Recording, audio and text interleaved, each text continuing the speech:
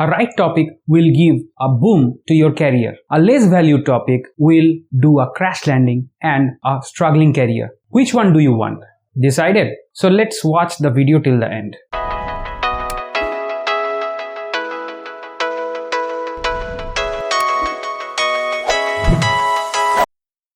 Hey guys, welcome back. In today's episode, we will be stopping over by these below points. Initial checklist, resource planning, external networking, VLSI domains, a broad classification, ASIC or FPGA subdomains, analog design subdomains, seed thoughts. I'll give a live demo how to search for seed thoughts.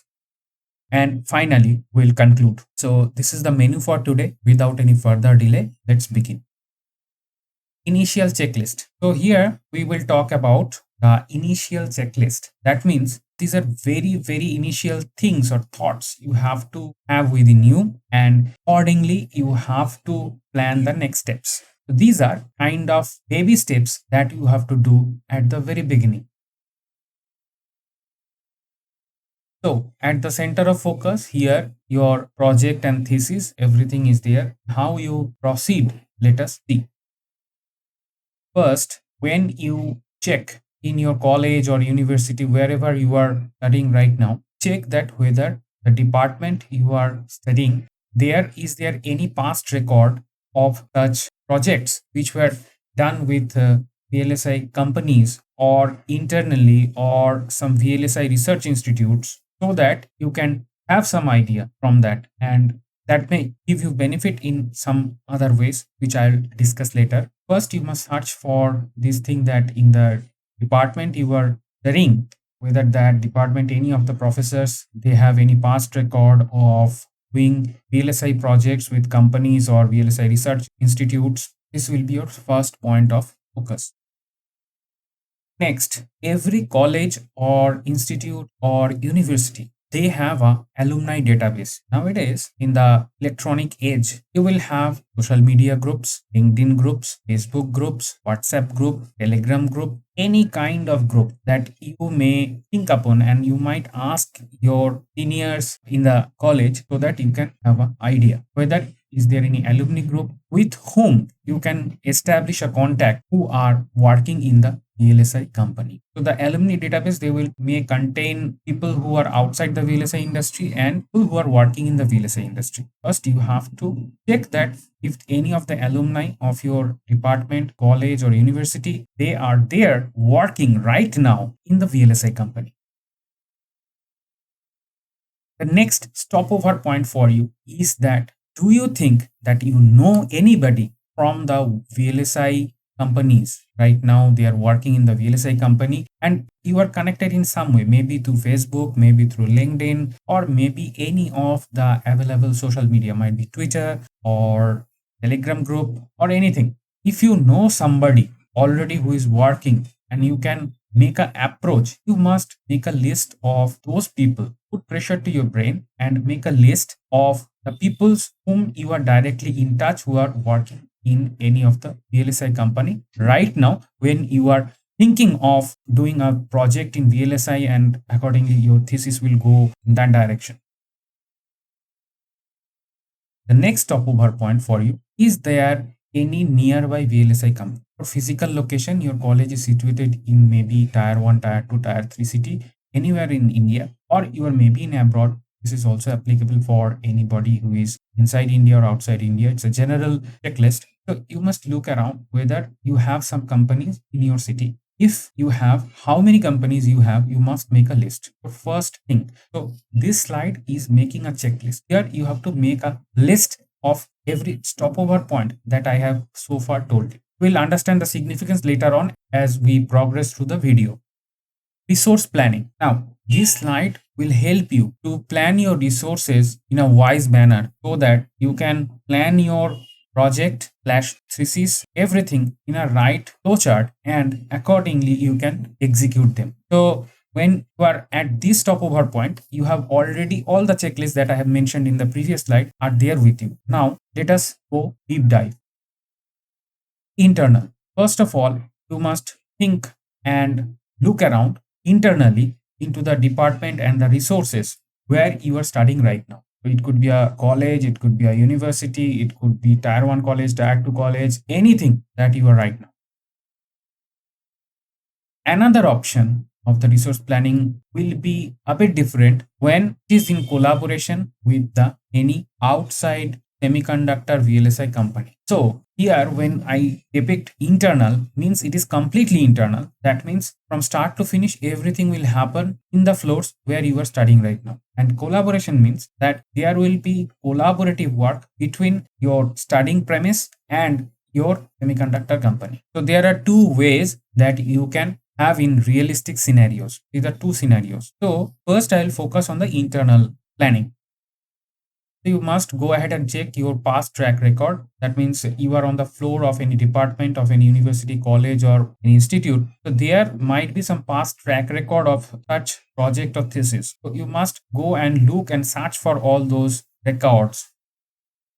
Next, the prerequisite thing is that do your store have a software lab where you can do the VLSI related work. It may be FPGA, it may be kind of basic softwares that are doing the VLSI designs at the basic level and having some knowledge and training and all that. Must look for that. So if you have a kind of lab in your premise, so you must go ahead to that lab and talk to the instructors there. What a kind of work are done here, what kind of softwares are there. In past, anyone has done such work there. So this way.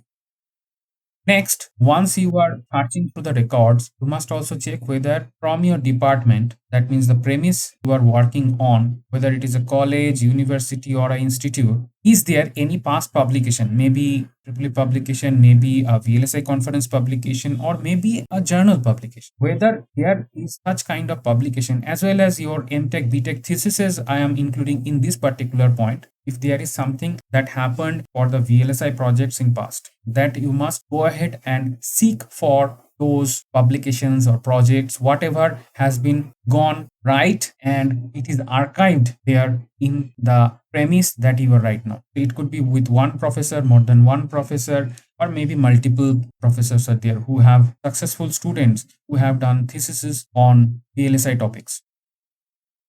Next, once you come across all these things, the most important thing is to go ahead and discuss with the respective professor and you have a software lab, the lab instructor. So you must have a detailed discussion that what have been done so far here, how many publication happened, and if you have those publication, go ahead and make a Xerox copy or a photocopy of them and read and also investigate whether it seems interesting to you. Obviously, at your level, when you are doing a BTech or MTech, you will not understand everything that is happened or happening in the VLSI industry, because in the VLSI industry the things that are happening are far more advanced than whatever you are reading in the textbook. So don't expect that you will understand everything. However, you will generate an overview of what kind of work is done there.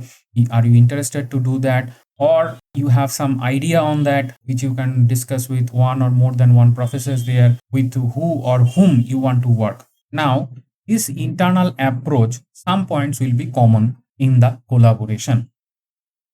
So you have to look whether your premise where you are studying, university, institute, college, there do you have any past collaboration record with any of the VLSI companies. So if you have some record, go ahead and fetch the details of what kind of work has been done in past and is there any publication. So you can see that these things are already there in the left column, internal work. The collaboration is kind of couple of more plus added stopover points, whichever you are doing in the internal.